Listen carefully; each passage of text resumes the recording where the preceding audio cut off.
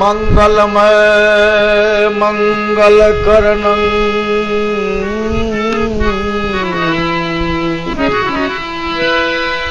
मंगलमय मंगलकरणं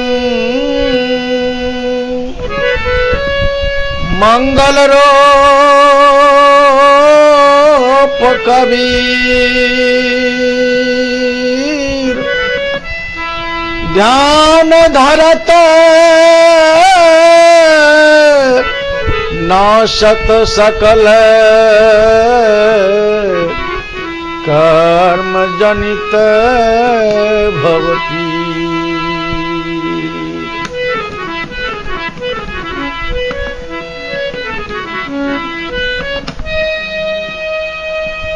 सदगुरु तुम दयालु हो,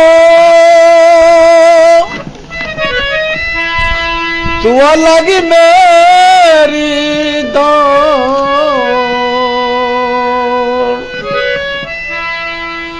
जैसे कागज़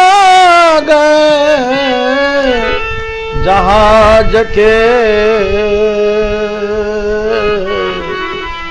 सूझे और छोड़ कर गई है, वो जिंदा, वो शरीर भले छोड़ चुकी है, लेकिन परिवार के लोगों से कहना है वो आपके हृदय में उसको देखिए, उन पर विचार कीजिए, उनके चल को जीवन में अपनाइए। इसलिए अंतिम ये गुरु पूजा के अवसर पर विश्व के इतिहास में, विश्व के साहित्य में, विश्व के पूजा में, विश्व के दर्शन में एक सारस मत सब मत है, एक सदगुरु की पूजा कर लेने से सभी पूजा हो जाती है, कहीं कहीं भटकने की आवश्यकता नहीं है। इसलिए सज्जनों, करपंथी समुदाय के और जो भी अन्य समुदाय के लोगों हैं उनसे कहना चाहता हूँ, अपना भक्ति की बैलेट पेपर को फोकस नहीं कीजिए। सदगुरु कभी कर रहा है कहीं भेला ने के बेस्या बहुत भतारी और कहीं कभी काटे तक जाइए वो कुशल के लाल। इसलिए पतिव्रता की तरह पूजा गुरु को कीजिए, सब पूजा जहिमाएं जैसे सींचे मूल तो शाखा पत्र है। सदगुरु की पूजा करने से कल्याण हो, लेकिन ठगवा गुरु का फेरावा मत पड़िएगा, झूठे गुरु का पक्ष को गजब में कीजिएगा। शब्द कहे सो कीजिए गुरु अपने लवार, अपने अपने लोग से करे घाट बंटवार। ऐसे बंटवारा करने वाले जो गुरु लोग हैं उनको छोड़ने में समय मत लगाइए। जागुरु से भ्रम न छूटे, भ्रांति न जिनकी जाए, अशोक गुरु चेला से बांधे जम भूल जाए। इसलिए कर बंदगी विवेक की, भेद धरे सबको, अशोक बंदगी पहचाने तो शब्द विवेक न हो। जिसको पास शब्द विवेक नहीं है उनको बंदी करे, सबकी बंदी कबूल होने वाली नहीं है। इसलिए विवेक समझ बंदी कीजिए। साधु होना चाहे तो पक्का होकर खेल, कच्चा सरसों फेर के खड़ी भजाना तेल। इसलिए जितने लोग यहाँ पर बैठे हो आपसे निवेदन है, आपके घर में कोई मर जाए उसको जलाओ नहीं, उसको मिट्टी में समाधि कर दो। जयललिता को देखिए प्रमाण, मिट्टी समाधि। सीता राजा दशरथ घर में 3 प्रकार का काम, राजा दशरथ का अग्नि समाधि, राम की जल समाधि, सीता मैया की मिट्टी समाधि। घर में क्यों बात है कि कहाँ साला तो सबको जलाया ही जाता है। आपको 27 महीना के बच्चा मिट्टी समाधि, बच्चा को पवित्र माना गया है, सब को पवित्र माना गया है। इसलिए मिट्टी समाधि जलाने से carbon dioxide, carbon monoxide gas पर्यावरण में फैलेगा, ओजोन परत में क्षरण होगा। जलाने से ऑक्सीजन वायु खपत होती है जो प्राण वायु है, इसकी आवश्यकता है हमको। इसलिए जलाने से ये गड़बड़ी है, जलाने से लाखों जीवाणु की बैक्टीरिया आपके शरीर में मर जाता है। एक राम मारा था भाई को तो द्वापर में बदला देना पड़ा, हजारों लाखों जीव को मरोगे। इसलिए आपको कर्ता बना के अशुभ वेश धारण करके आप तो हट ले लो। इसलिए कहा मृता से कहा दाता को भोजन स्वाद भी आए थे, मृतक का कहा दाता तक भोजी का भोज खाने वाला कुत्ता में जन्म लेगा कुत्ता में।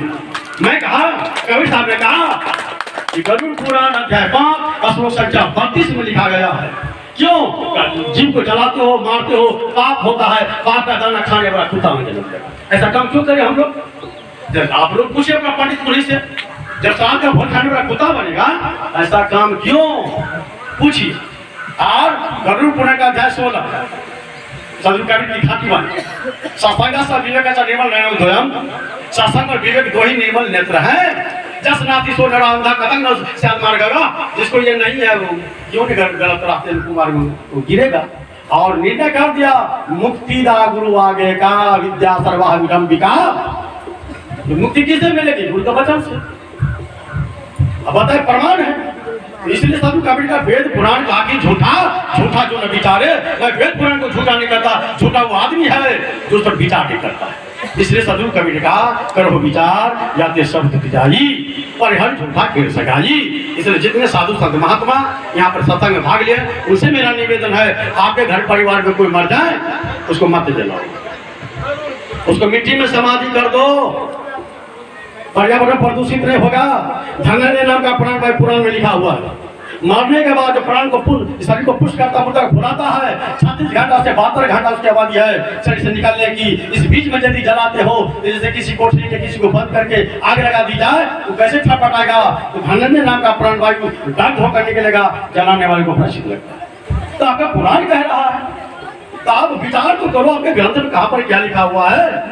आप